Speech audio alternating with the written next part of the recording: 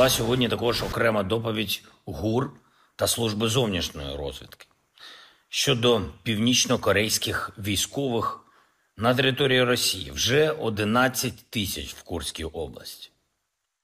Ми бачимо збільшення північнокорейців і не бачимо збільшення реакції партнерів.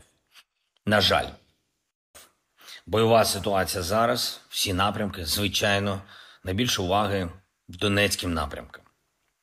Але бачимо також активність росіян на півдні України. Сили оборони мають забезпечити реагування. Окремо обговорили сьогодні Курську операцію. Вже 3 місяці наших активних дій на Курщині незабаром. І це важливо.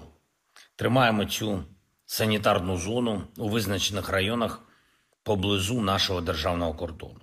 І маємо цінувати значення цієї операції, Курської операції, для поповнення нашого обмінного фонду. Це дуже допомогло звільненню наших людей з російського полону.